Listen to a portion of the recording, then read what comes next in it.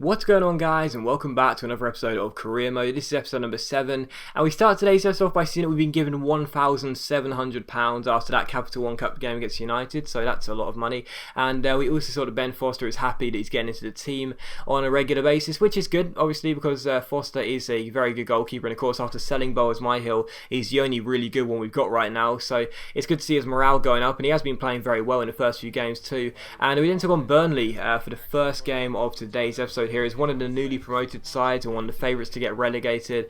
Travel to the Hawthorns to take us on here, and we should be able to bounce back and get a win in this game, because they're not a terrible side, no doubt about it, but we should still be the favourites. But as you'll see, I did make a change to the squad from the usual Premier League starting 11. I've never changed anyone in our Premier League first few games so far. I did make one change here, and Jordan Abita, who played in midweek against United and was very, very good, played in place of Pocognoli, who I wasn't really a fan of in the first few games. So Abita would get his first Premier League start for us, and again, this is what I talked about in episode 3 or 4, I think it was. These are the type of players who, when they'll get a chance, if they take it, I'll reward them and I'll keep them in the side. Abita looked very good against United, particularly when he went on the offensive against Antonio Valencia, and I thought I'd start him in this game. So a good chance for Abita to make his first start and play quite well in this game from the beginning as we took on Burnley here. And Burnley had the first chance this game, but his shot was well saved by Ben Foster in the 5th minute. So Foster, who's been playing very well of late, makes a good save there and keeps it at 0-0. And in the 13th minute, you see us put the pressure on Burnley. Yusuf Malumbu wins the ball. Good chance here. Slides it through towards Brown a day, but his shot is well saved by Tom Heaton, and it's still 0-0. So very good save by the goalkeeper, who was set for a busy afternoon. And from the corner, Chris Brunt crosses the ball in. The header is won by Joleon Lescott. And well, the ball's been cleared off the line quite a few times already from corners, but this time the ball goes into the back of the net. And Joleon Lescott, of course, formerly of Manchester City, celebrates the goal, but this really should have gone down as an own goal from Ross Wallace, the Burnley man, because as you'll see, Lescott wins the header, it hits the bar, and it hits the back of Ross Wallace, hits the back of the head of Ross Wallace on the line there as he tries to clear the ball away, and goes into the back of the net. So it's a very unfortunate own goal there, but after already having 3 or 4 headers and volleys cleared off the line in the first few games, I think we deserve a bit of luck from corners, don't you? So yeah, Lescott's going to claim it, although it shouldn't really be his goal, and it should be an own goal, but still, Lescott claims it, and it's West Brom 1, Burnley 0. So we take the lead in this game as expected, and in the 24th minute, you see Burnley go down the right hand side here. Michael Kitely crosses the ball in, and a header by Sam Vokes cannons off the post,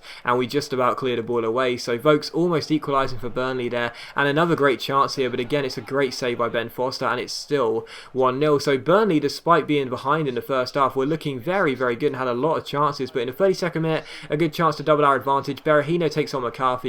He's got the pace to beat him. I try and catch out Tom Heaton, but it's a good save. And then Anachabe's follow-up header goes, Sessegnon's follow-up header goes straight into the gloves of Heaton. So still 1-0. And in the second half, you see Berahino win this header, and it goes harmlessly wide and out for a goal kick. So really, in this game, I was looking to try and head the ball and cross the ball in and head it as much as possible, because clearly that's how the first goal was scored, and we were looking quite good in the air. But in the 65th minute, Marvin Sordell collects the ball, crosses the ball into the centre, and again, it's a header by Sam Vokes, and he can't keep it down, and it's still 1-0. So Burnley came to this game and they had a lot of chances, they really did. But in the 85th minute here, as Burnley were pushing long balls into the box, I brought on the giant Yannick Vestergaard, and I said that's why I wanted to bring him on in those games where it was really tight and we needed him at the back. And as he gets the ball away here, Varela plays the ball forward towards Brown a day, who's running clear one-on-one, a great chance to seal the game and wrap up the 3 points, but the shot goes wide and out for a goal kick. So still 1-0, but it was how the game would finish. So even though we missed that golden opportunity, we'd still go on to win the game by a goal to 0. And you saw there Vestergaard, that's exactly why I signed the guy. He may be slow, but he's an absolute giant, and every single time we're leading the game and it's really, really close with 10 minutes to go and I've got a sub to make, I'm going to bring him on and put him at the heart of defence, because he'll always get the ball away and make sure we'll get the game wrapped up. So we won the game by a goal to 0. We probably could have scored 1 or 2 more, but I'm still pleased we got the 3 points. That's the most important thing. And we then saw we had a training injury as well, and Danny Ings, unfortunately, who didn't play against his former club Burnley there, is going to be out for 2 weeks. So that's a real shame, unfortunately, because obviously Ings, I had him in my career mode last year. He was really, really good for us, and I'm pretty sure he'll be very good on this one as well. To get an injury, so early on into his West Brom career is a real shame, but I'm sure he'll bounce back stronger than ever. And we got striker cover anyway. He's a third choice striker really. We've got Anachabe and Samaras as well, so we don't really need to worry too much. It's a shame it's not too much of a blow.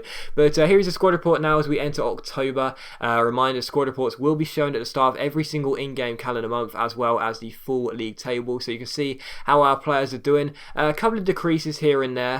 Sessegnon is decreasing in stats, which kind of sucks, but most of the players have either got positives in terms of stat increases or just the same stats as last month, so that's good. But Varela's going down as well, which I don't really understand because he looks pretty decent for us, and he's playing and he's not too old or anything, so I don't really understand that one. But after the first 6 games, you can see we're in 4th place with 3 wins, 2 draws and a loss. And yes, we haven't played too many big teams so far, but even so, it's a very decent start for us after the first 6 games, because I was worried that we'd be struggling in the first few games and we're really struggling to pick up points really. But instead, to be in 4th place, you know, it's not going to last, don't get me wrong. Of course, we're not going to be sitting here, you know, hoping for a Champions League place come the end of the season. We know that obviously, but it's still a decent start for us to have. And you know, to pick up a few points early on gives us some confidence for the future and for the rest of the season. But the following game was going to be away at Anfield here to take on Liverpool. So we take on the side who was so close to winning the title last year and slipped up at the final hurdle and finished 2nd. So they did very well at Liverpool last year, but as we take them on at Anfield, as you can see, they've had a relatively poor start by their standards. They're in 16th place, 6 points from 6 games, so not really a good beginning for the men from Anfield, but they are still going to be the favourites for this game regardless, with a very strong squad. As you can see, obviously Mario Balotelli, a new signing up top for them, and I'm a big fan of Moreno as well. I think he's a very decent left back, so they've got a very decent side, Liverpool, but it's a side where, you know, with us being in good form of late, we've already nicked a win off of Spurs at White Hart Lane. We haven't had a bad start to the season at all. This is a squad where we sit there and we think, you know, there's a chance for us getting a point in this game. You know, there really is.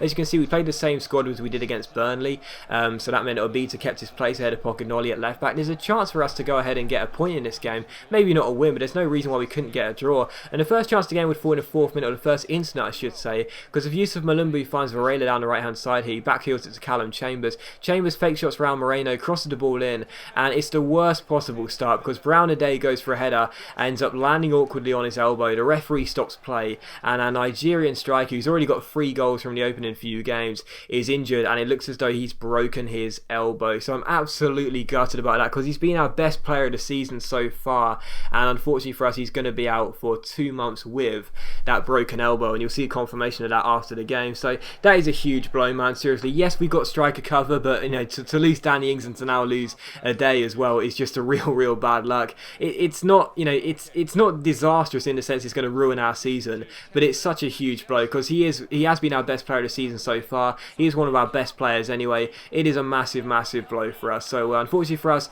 a day is going to be out for 2 months with a broken elbow, and since that happened, like, I just seem to completely lose all confidence in any chance of us getting anything from this game, because unfortunately Joe Allen would score for Liverpool here in the 31st minute, I think it was, and make it 1-0. So as Allen scored there, it was going to be an uphill climb for us for the rest of the game, and Skirtle almost made it 2-0 in the 41st minute, but thankfully his header went over the bar and out for a goal kick, and we were holding on for a 1-0, you know, sort of loss at half time. You know, we really were. As the game was going into half time, it was still 1-0, and we couldn't get the ball off Liverpool here. It was another great chance, but the shot hit the post from Fabio Verini, and it was still 1-0. And I just didn't feel confident of our chance of getting anything from this game as soon as Brown a Day went off. And in the 46th minute, directly from kickoff in the second half, Mario Balotelli gets onto the ball, and had it not been for a great save from Ben Foster, it would have been 2-0 to Liverpool, and we would have been further behind in this game. But from that we broke, and Anachabi goes forward here, but Martin Skirtle makes a brilliant challenge on our big striker, puts him on the floor and keeps it at 1-0.